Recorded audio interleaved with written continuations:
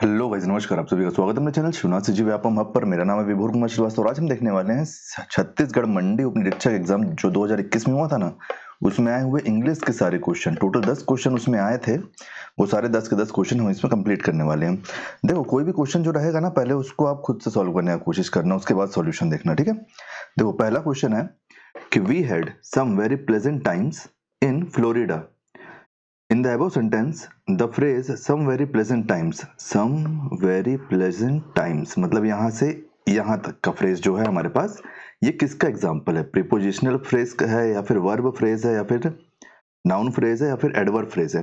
देखो, आप preposition, verb, noun, adverb सुने होंगे, लेकिन इसके साथ जब फ्रेज लगा दिया तो इसका मतलब क्या होता है? इसका मतलब होता है कि जब किसी सेंटेंस में, जैसे ये सेंटेंस है ना, इसमें 4 letter, 4 word, some very pleasant times मिला के जब कोई एक चीज को डिनोट करेगा ना, तब वो कहलाता है फ्रेज। जैसे ये हो गया, मान लो नाउन फ्रेज है। जैसे नाउन अलग है ना, ये नाउन क्या है? सिंगल वर्ड या फिर डबल वर्ड। लेकिन अगर कोई अपने पास जब सेंटेंस का ग्रुप आ जाएगा, ग्रुप, तो ग्रुप के लिए आप क्या लगा दोगे? ग्रुप के लिए आप लगा दोगे फ्रेज। तो जैसे अगर प्रीपोजिशन का ग्रुप रहेगा तो प्रीपोजिशनल फ्रेज हो जाएगा, वर्ब का ग्रुप रहेगा तो वर्ब फ्रेज हो जाएगा, नाउन का ग्रुप रहेगा तो नाउन फ्रेज हो जाएगा, और एडवर्ब का अगर ग्रुप रहेगा तो क्या हो जाएगा? एडवर्ब फ्रेज हो जाएगा। हमसे यहाँ क्या पूछा है? हमसे यहाँ पूछा है सम वेरी प्लेजेंट टाइम्स, कौन सा फ्रेज है? तो देखो, इस जगह पे ना हमारे पास ये नाउन का फ्रेज है, ये एज ए नाउन काम कर रहा है, जिसमें ये जो हेड है ना, हेड, ये डायरेक्ट ऑब्जेक्ट, इसका डायरेक्ट ऑब्जेक्ट क्या है? इसका डायरेक्ट ऑब्जेक्ट है सम वेरी प्लेजेंट टाइम, इसलिए ये क्या हो जाएगा? ये हो जाएगा नाउन का फ्रेज, ठीक है। नाउन का फ्रेज हो जाएगा। और अगर आपसे बाकी पूछता है ना कि जैसे इसमें जो टाइम है, ये टाइम, टाइम आपका प्रॉपर नाउन हो जाएगा, ये हेड नाउन हो जाएगा। टाइम जो ये वर्ड है ना, इसमें से जो टाइम है, टाइम इसमें से क्या हो जाएगा? हेड नाउन हो जाएगा, जो मेन नाउन है, हेड नाउन। वहीं पे जो सम वेरी प्लेजेंट है, सम वेरी प्लेजेंट जो है, ये क्या कहलाएगा? ये कहलाएगा मॉडिफायर, मॉडिफायर। जैसे कोई भी जब फ्रेज के वर्ड बनते हैं ना, तो उसमें जैसे ये नाउन का फ्रेज है तो ये एक उसमें हो जाएगा हेड नाउन, हेड नाउन। अगर हमारे पास अगर ये प्रीपोजिशन का होता ना, तो एक होता प्रीपोजिशन, हेड प्रीपोजिशन, और बाकी जो उसके सपोर्टिव रहते हैं उसको मॉडिफायर कहते हैं। एक होता है मेन, मेन जो भी रहेगा वो, प्लस मॉडिफायर, मॉडिफायर, यही क्या बनेगा? ये बनेगा तब फ्रेज। किसी भी चीज का फ्रेज तब बनेगा, ठीक है। उम्मीद करता हूँ क्वेश्चन समझ में आ गया होगा। नेक्स्ट क्वेश्चन देखते हैं, क्वेश्चन नंबर 2। क्वेश्चन नंबर 2 में हमसे बोल रहा है कि choose the wrongly spelled word, मतलब इसमें से कौन सा वर्ड गलत है ब्रिटिश इंग्लिश के अनुसार। तो देखो, जो बफेलो है ना, ये सही है, क्योंकि होता क्या है? बफेलो होता है, और जो ये ओ होता है ना, इसी के बाद ई एस लगा के बफेलोज बना देते हैं, बफेलोज बना देते हैं। जैसे पोटैटो होता है ना, पोटैटो, पोटैटो है तो इसमें लास्ट में ओ है, तो इसी ओ को उठा के पोटैटो, ई एस लगा के पोटैटोज बना देते हैं। वहीं पे जो एम्पलीफायर है, एम्पलीफायर तो एक म्यूजिकल इंस्ट्रूमेंट है, हम सबको पता है। और जो ऑफुल है, ऑफुल का मतलब होता है बैड, या फिर डिसटेस्ट बोल सकते हो, या फिर बुरा बोल सकते हो, है ना, उसको बोलते हैं ऑफुल। तो जो हमारा सेल्फ है, ये सेल्फ सही आंसर हो जाएगा, क्योंकि जो वर्ड होता है, वर्ड क्या होता है? वर्ड होता है शेल्फ, वर्ड होता है शेल्फ। लेकिन अगर आप, शेल्फ वर्ड क्या है? सिंगुलर है ना, अगर आप इस सिंगुलर को प्लूरल बनाओगे तो ये सेल्फ में ना ये एफ हट जाएगा, ये एफ हट जाएगा, और यहाँ पे क्या लग जाएगा? यहाँ पे लग जाएगा वी और उसके साथ ई एस। तो ये करेक्ट वर्ड है, S H E L V E S, ये करेक्ट वर्ड है, यहाँ पे एस नहीं आएगा, ठीक है। नेक्स्ट क्वेश्चन देखते हैं, क्वेश्चन नंबर 3। क्वेश्चन नंबर 3 है रीड द फॉलोइंग सेंटेंस। पहला सेंटेंस है dogs make good pets. Second है bring in the dogs, bring in the dogs. Choose the most appropriate answer regarding the use और absence of article in the above sentence, मतलब इन दोनों sentence में से जो हमारे पास आर्टिकल नहीं है इसमें, ठीक है, इसमें आर्टिकल नहीं है, आप इसमें यूज करो या ना करो, उसके हिसाब से कौन सा वर्ड सही है। मतलब ये एज इट इज, ये जो दो वर्ड लिखे हुए हैं ना सेंटेंस, ये सही है कि नहीं है, इन दोनों में से कौन सा सेंटेंस सही है, हमसे ये पूछ रहा है। आप एक बात बताओ मेरे को, जो फर्स्ट सेंटेंस है, फर्स्ट सेंटेंस में जो डॉग्स है, डॉग्स मेक्स गुड पेट, तो ये जो डॉग्स है, यहाँ पे ग्रुप ऑफ डॉग की बात हो रही है, ग्रुप ऑफ डॉग की बात हो रही है, ठीक है। ग्रुप ऑफ डॉग की बात हो रही है, जनरल स्टेटमेंट में है। जनरल स्टेटमेंट में है, जनरल स्टेटमेंट में है, ठीक है। तो यहाँ पे आर्टिकल की जरूरत नहीं है, यहाँ पे काम बन जाएगा। तो ये पहला वाला तो सही है, ठीक है। सेकंड वाला क्या है, ब्रिंग इन द डॉग्स। तो जो सेकंड है हमारा bring in the dogs, bring in the dogs, उसमें जो डॉग है, जो द डॉग बोल दिया है, जो द डॉग बोल दिया है, इसमें स्पेसिफिक कर दिया है, ये स्पेसिफिक ग्रुप कर दिया है। ये यहाँ पर जनरल सेंटेंस नहीं रहा कि कोई भी कुत्ते उठा के आप ले आओगे। ब्रिंग इन द डॉग्स एक जनरल स्पेसिफिक कर दिया, ग्रुप को स्पेसिफिक कर दिया है, GROUP आएगा, ग्रुप को स्पेसिफिक कर दिया, तो ये भी सही है। तो दोनों ही सेंटेंस सही है, तो ऑप्शन नंबर डी आपका सही आंसर हो जाएगा, ठीक है। नेक्स्ट क्वेश्चन देखते हैं, क्वेश्चन नंबर 4। क्वेश्चन नंबर 4 है कि the protesters were demonstrating noisily outside the White House. In the above sentence, the word noisily and outside the White House are the most appropriate answer. मतलब जो noisily है और outside the White House है, इसको आप क्या बोल सकते हो इस क्वेश्चन के हिसाब से, इस क्वेश्चन के हिसाब से noisily और outside the White House, ये दो ग्रुप को, इसको आप क्या बोल सकते हो, एडवर्बियल्स बोल सकते हो, एडजेक्टिव से बोल सकते हो, या फिर नॉइसली को आप एडजेक्टिव बोलोगे और आउटसाइड द व्हाइट हाउस को एडवर्बल बोलोगे, या फिर नॉइसली को एडवर्ब बोलोगे और आउटसाइड द व्हाइट हाउस को आप एडजेक्टिव बोलोगे। इसमें से आप क्या बोलोगे, ये हमसे पूछ रहा है। आप एक बात हमेशा याद रखना कि जब हमको डिफाइन करना होता है ना, हाउ वेयर व्हेन और व्हाई, कि ये सब ऐसा क्यों हुआ, कब हुआ, कैसे हुआ, क्यों हुआ, कहाँ हुआ, जब आपको ये डिफाइन करना होगा ना, तो आप एक एडवर्ब निकालोगे, और एडवर्ब के लिए हमारे पास यहाँ पे क्या है, option number A, option number A, Noisli. तो देखो कैसे हुआ, कैसे हुआ तो नॉइजली मतलब बहुत शोर शराबे के साथ। कहाँ हुआ तो वो हो जाएगा outside the white house, outside the white house, ठीक है। तो इसके लिए हमको चाहिए एडवर्ब, तो ये दोनों ही एडवर्बियल से है ना, तो ऑप्शन नंबर ए आपका यहाँ पे सही आंसर हो जाएगा। Next question, question number 5। Question number 5 में हमारे पास सिनोनिम्स पूछा है, मतलब आपसे पूछा है पर्यायवाची, कि पर्यायवाची हमको यहाँ पे बताना है, तो बता देते हैं, कोई दिक्कत वाला बात नहीं है इसमें। एक मिनट ना, एक minute. Choose the word which is not an appropriate synonyms of the word hit. अच्छा, हमको बताना है कि कौन सा पर्यायवाची नहीं है, किसका, हिट का, हिट का। अब बताओ आप मेरे को, हिट का मतलब क्या होता है। हिट का मतलब होता है टकराना, है ना, टकराना होता है। तो देखो ऑप्शन नंबर ए, नॉक। तो नॉक तो इसका सही आंसर है, नॉक तो होता है, नॉक का मतलब क्या होता है, नॉक का मतलब होता है स्ट्राइक, नॉक का मतलब होता है स्ट्राइक, किसी भी प्रकार की हल्की, मतलब धीरे लगे चाहे तेज लगे कुछ भी। वहीं पर जो बैंग होता है, बैंग होता है मतलब जो तेज नॉइस होती है ना, तेज नॉइस, तब उसको बैंग बोलोगे आप, लाउडली बोल सकते हो, है ना। और अगर आपका जो बैश है, बैश को आप बोल सकते हो वायलेंटली, वायलेंट, और या फिर आप बोल सकते हो हार्ड, वायलेंट या फिर हार्ड, ठीक है। तो ये तो तीनों हो गए, तो ऑप्शन नंबर डी आपका सही आंसर हो जाएगा, किसमें से कोई भी नहीं। जो भी आपके पास तीन ऑप्शन दिए हैं, तीनों ही ऑप्शन इसके पर्यायवाची हैं, किसके, हिट के, किसके पर्यायवाची हैं, हिट के। नेक्स्ट क्वेश्चन देखते हैं, क्वेश्चन नंबर 6। क्वेश्चन नंबर 6 है आपका, choose the word which is most appropriate antonyms of the word when. Antonyms का मतलब आपसे यहाँ पूछ लिया है विलोम, पिछले क्वेश्चन में आपसे पर्यायवाची बोल रहा था, इसमें विलोम बोल दिया है ना।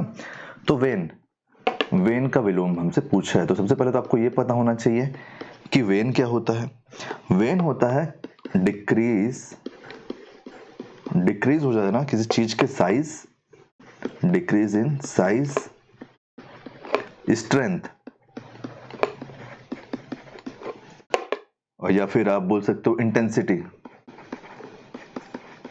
और इंटेंसिटी, कि किसी चीज के साइज, स्ट्रेंथ और इंटेंसिटी में कम होने को हम बोलेंगे वेन। वहीं पे आप सभी को पता है कि वेस्ट का मतलब क्या होता है। वेस्ट का मतलब होता है किसी को केयरलेसली यूज करना, तो वेस्ट हो जाएगा वो। या फिर आपका वेंटन क्या होता है, वेंटन क्या होता है बताओ। तो वेंटन का मतलब होता है आपका डेलिब्रेट,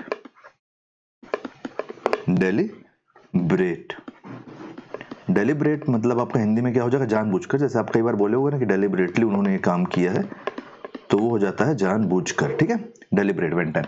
और वहीं पे अगर आप हैरी पॉटर देखे होगे तो हैरी पॉटर में जो जादू करने के लिए छड़ी का यूज होता है ना, छड़ी का, तो उसको बोलते हैं वांड, जो एक पतली सी स्लिम स्टिक होती है, स्लिम स्टिक होती है जिसको मैजिक के लिए यूज किया जाता है। किसके लिए? मैजिक के लिए। तो ये हो गया। तो हमारे पास बचा क्या? हमारे पास बचा ऑप्शन नंबर बी, वैक्स। तो वैक्स का मतलब क्या होता है? वैक्स। तो वैक्स इसमें सही आंसर हो जाएगा कि वेन का अपोजिट क्या है? वेन का अपोजिट वैक्स है। तो वेन अगर घट रहा है तो वैक्स क्या होगा? इंक्रीज होगा, इंक्रीज होगा, बढ़ेगा। किसमें?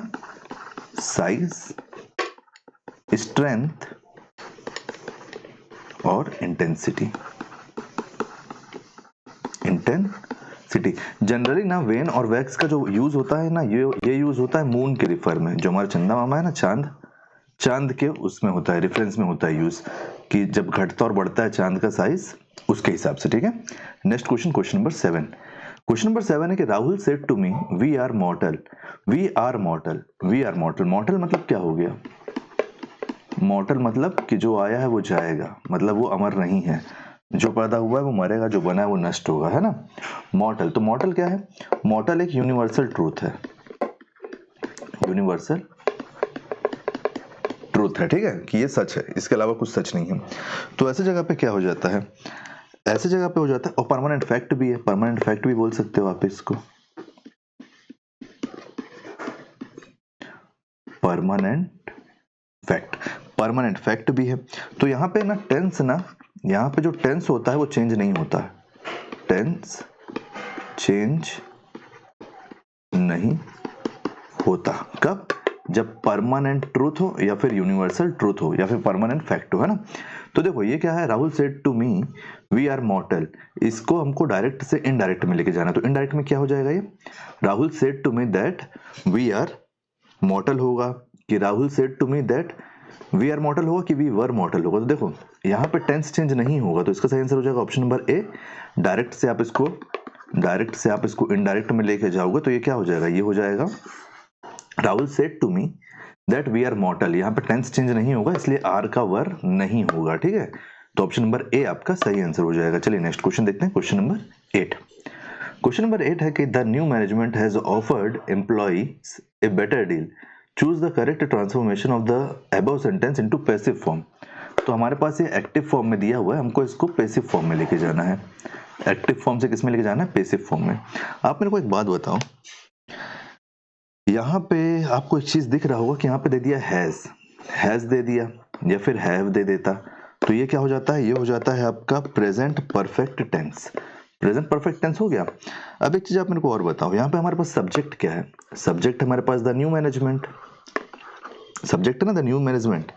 हैज ऑफर्ड है, ये हैज ऑफर्ड हमारे पास क्या हो जाएगा? हैज ऑफर्ड हमारे पास हो जाएगा वर्ब। एम्प्लॉयज क्या हो जाएगा? एम्प्लॉयज हो जाएगा हमारे पास ऑब्जेक्ट 1, और ए बेटर डील क्या हो जाएगा? ए बेटर डील हो जाएगा हमारे पास ऑब्जेक्ट 2। इसका आप स्क्रीनशॉट ले लो, इसका आप स्क्रीनशॉट ले लो, ले लिए। चलिए अब आगे अपन देखते हैं। जब ये हमारे पास एक्टिव में है, हमको इसको पैसिव में करना है, ठीक है। पैसिव के लिए हमको क्या करना पड़ेगा? प्रेजेंट परफेक्ट में हमको चाहिए रहेगा एक new subject, plus new subject के साथ चाहिए रहेगा हमको हैज बीन या फिर हैव बीन, हैज बीन या फिर हैव बीन, प्लस उसके साथ में हमको क्या चाहिए रहेगा? Past, sorry present. उसके साथ हमको क्या चाहिए रहेगा? हमको चाहिए रहेगा एक पार्टिसिपल। क्या चाहिए रहेगा? पार्टिसिपल चाहिए रहेगा, ठीक है, एक पार्टिसिपल चाहिए रहेगा।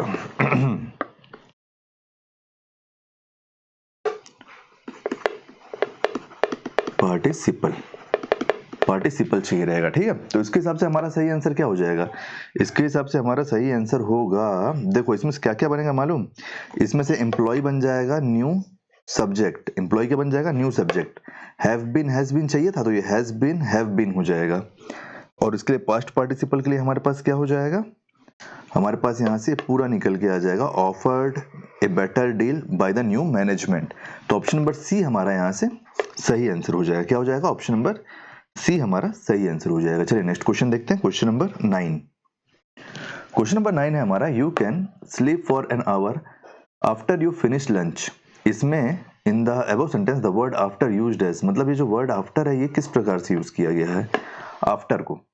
तो देखो यहाँ पे क्या होता है, you can sleep for an our, मतलब ये एक सेंटेंस से मान लो इसको कनेक्ट कर रहा है ये after you finish the lunch, मतलब क्या बोल रहा है कि तुम सो जाना 1 घंटे के लिए लेकिन काम पूरा करने के बाद। तो ये जो आफ्टर है ये दो वर्ड को यूज, दो सेंटेंस को वो कर रहा है join. You finish your lunch, ठीक है, यू फिनिश लंच और you can sleep for an hour after you finish lunch, मतलब तुम 1 घंटे के लिए सो जाना अपना काम करने के बाद। तो यहाँ पे जो व्यापम आंसर लिया है ना, व्यापम इसका आंसर लिया है डी, व्यापम इसका आंसर लिया है D, coordinating conjunction, coordinating conjunction, ठीक है। लेकिन मेरे ख्याल से, मेरे हिसाब से व्यापम इसका आंसर क्या लिया है, D, Vyapam answer, Vyapam answer, Vyapam इसका आंसर लिया डी, लेकिन मेरे हिसाब से इसका आंसर होना चाहिए सी, सब ऑर्डिनेटिंग कंजक्शन। क्यों? क्योंकि जो कोऑर्डिनेटिंग कंजक्शन होता है ना,